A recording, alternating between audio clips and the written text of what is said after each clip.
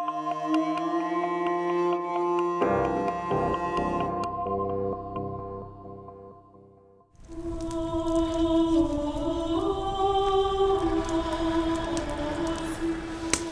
people are born with a passion.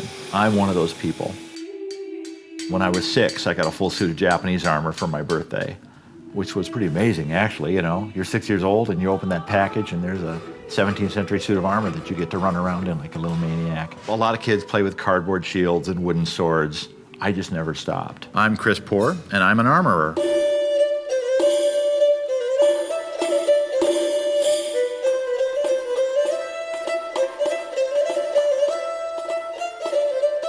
Arms and Armor is a business I started in about 1980, and what it has become is a place where you can get the most accurate historical copy of just about any piece of arms and armor in the last 1,000 years. We started out small. We did Renaissance fairs. Soon we expanded out. We started doing our own line. Early on, we made contacts with several museums in Europe. We did things with the Wallace Collection, which is a museum in London. We actually were doing some things a little bit for Royal Armories. In this country, we've done everything from the title weapons for Ernest Scared Stupid, right on through to the latest Cate Blanchett Elizabeth movie, where we did all the high-end rapiers. We've got stuff on display in the Chicago Art Institute. We do work here in Minneapolis with the Art Institute, where we come in with original pieces and show replicas. The Globe Theater in London. So you can travel the world and you will spot our things.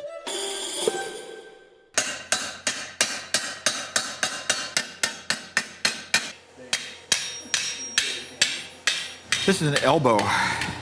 This will go right here.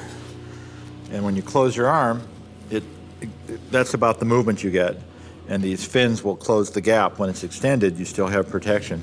We try to replicate the original techniques as much as possible. A lot of the tools that existed 500 years ago today exist in miniature.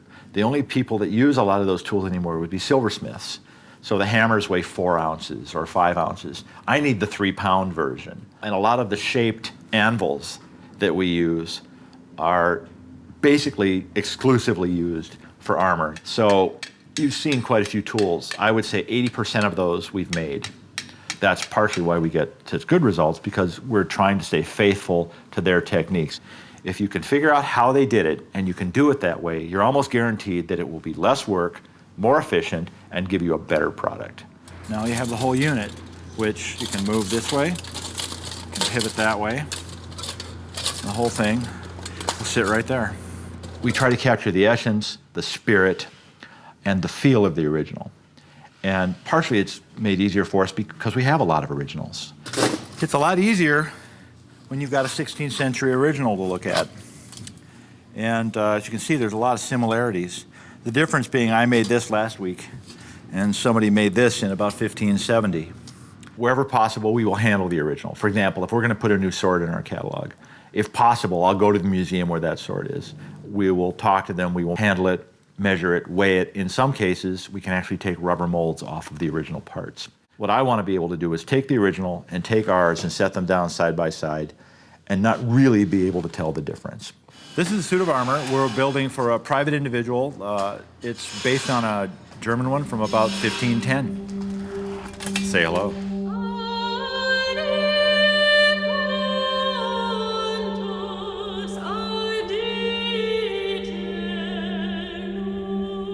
If you add up every little element, yeah, there's probably close to 100 pieces of metal in an armor like this. This is definitely an artistic endeavor. It's really free-form sculpture. When you're doing a suit of armor, really what are you doing but creating a hollow, life-size sculpture in more or less the form of a human being. We start out with flat pieces of steel, and we hammer it out and shape it and fit it and polish it and do all the work. In the old days, somebody would have done helmets. Somebody else would have done breastplates.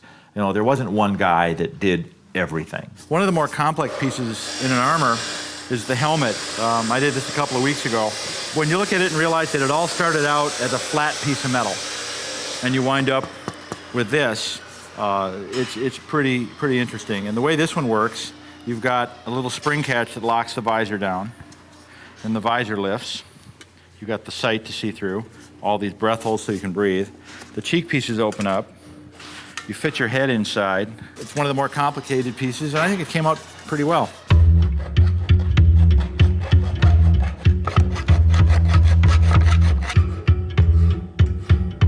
What we're working on here is a custom sword hilt.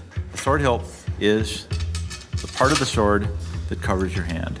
It's the guard. So this one started out as a custom piece. Somebody sent us a photograph, so we have a picture. We go from that picture to figuring out the shape.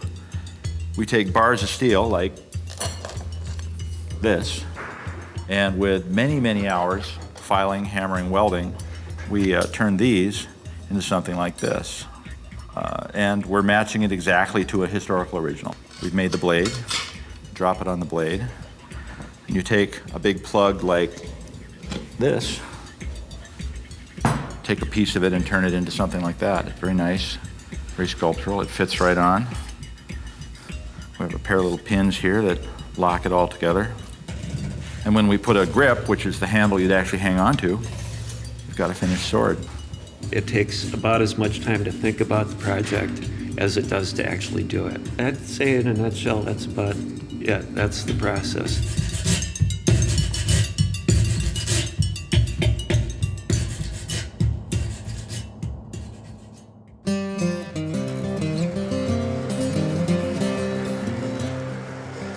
Okay, now we're going to heat treat the head. We're going to place it on the fire, get it hot, and then use the process of quenching the steel to create a piece that is going to be hard, durable, and springy. The heat treat process involving quenching and then tempering was pretty much developed probably even before the Middle Ages. Caesar talks about the Celts in their 4-foot swords having to step behind the battle lines and straighten their bent swords out under their feet because they weren't heat treating properly. By Viking Age, in 700, a sword is supposed to be able to bend into an arc and snap back. So by the 7th century, people have figured out how to heat treat steel effectively so that you'll get a spring instead of a paperclip. Looks pretty good. You can tell when your heat treat's relatively successful because you'll get this shiny gray, or kind of a flat gray, I guess, but the scale comes right off. That means it's gone hard. You can hear pretty hard sound to it. When you reach that temperature, if you quench it, you basically freeze it in. You're locking it in. If you heat it and let it cool slowly, it actually gets soft. So after a blade has been heat treated, it'll come out and it'll look similar to this. The piece is springy now, hard, so it'll take more effort to shape and polish it.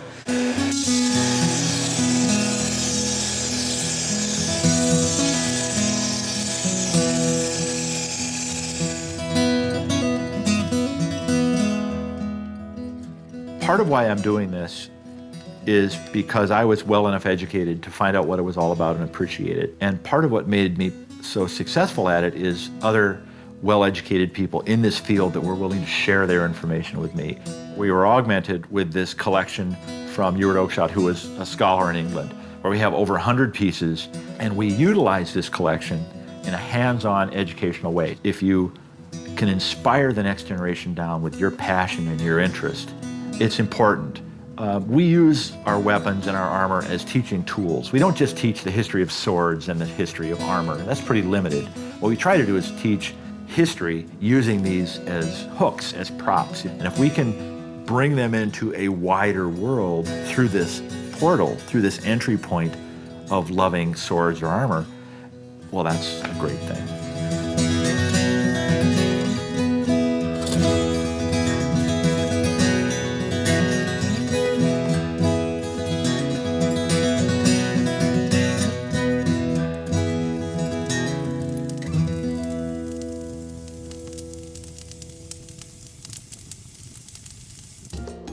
Minnesota Original is made possible by the State Arts and Cultural Heritage Fund and the citizens of Minnesota.